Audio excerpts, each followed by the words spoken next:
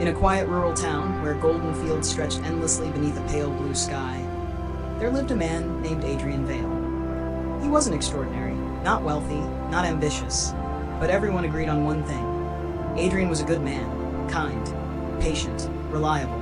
He never caused trouble. He never raised his voice. He never made anyone uncomfortable. And yet, there was something about him people couldn't quite explain.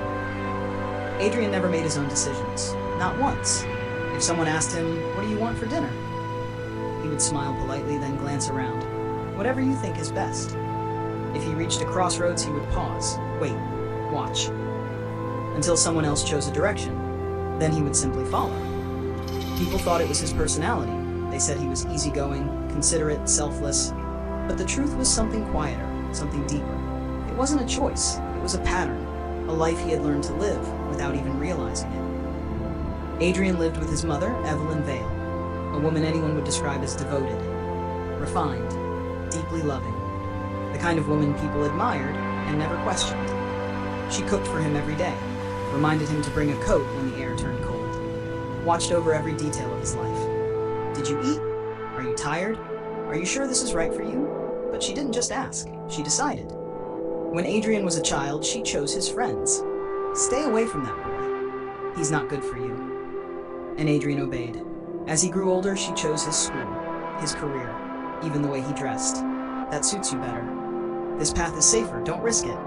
And every time she said softly, "I do this because I love you." And Adrian believed her, because her love was all he had ever known. Until the day everything changed.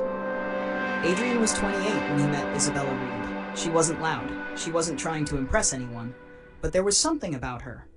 Something free, something untouchable. Isabella didn't speak much, but when she smiled, it felt like light breaking through clouds. And when she looked at Adrian, she didn't see a quiet man. She saw someone trapped. One afternoon, she asked him, "If no one told you what to do, what would you choose?" Adrian didn't answer, because no one had ever given him that kind of space before. They spent more time together, walking by the river, sitting beneath trees, wrapped in silence that felt alive. Isabella never tried to control him, never told him what to do. She simply let him exist. And for the first time in his life, Adrian felt something unfamiliar, freedom. He wanted to marry her, not because it was safe, not because it was expected, but because it was his choice. So he told his mother. Evelyn listened, still, silent, unreadable. Then she spoke. "She's not right for you." No explanation, no discussion, just certainty. Adrian felt something twist inside him, a quiet resistance, a voice, small but real. "This time, choose yourself." But then he looked at her, saw her concern, her love, and beneath it, fear. "I only want what's best for you." And just like that, the voice inside him faded. The next day, Adrian met Isabella. She stood there, waiting. "Did you talk to her?" she asked. Adrian couldn't look at her. "I think we should end this." No explanation, no fight, just silence. Isabella didn't cry. She just looked at him, long enough to give him one last chance. But he said nothing. She nodded, turned, and walked away. And just like that, something in him went silent. Years passed. Adrian lived the same life, safe, predictable, controlled, no mistakes, but no meaning either. People had a name for people like him. They called them the tethered, those bound so tightly to someone else's will that their own had disappeared. But Adrian didn't feel trapped. He felt protected. Until one autumn afternoon, a stranger arrived, an old man weathered by time with eyes that saw too much. They met at the well, spoke of simple things. Then the old man asked, "What is something you wanted but never chose?" Adrian almost said, "Nothing." But then, Isabella, her voice, her silence, her last look. "There was someone," he said quietly. "Why didn't you choose her?" Adrian answered, "My mother said it wasn't right." Silence, wind moving through dry grass. Then the old man said, "A person who loves you teaches you how to choose. A person who fears losing you will choose for you and call it love." And in that moment, something broke open. Not pain, truth.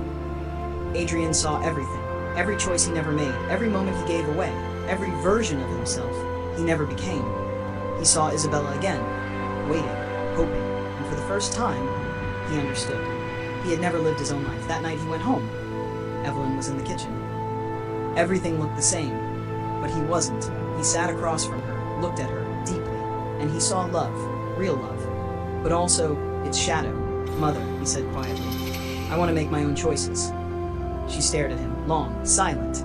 You will make mistakes, he nodded. Yes, but they will be mine. That night, for the first time in his life, Adrian Vale fell asleep without asking what tomorrow should be. At dawn, he stepped outside. The road stretched ahead, endless. For the first time, no voice guided him. He chose a path. Not because it was safe, not because it was right, because it was his. And that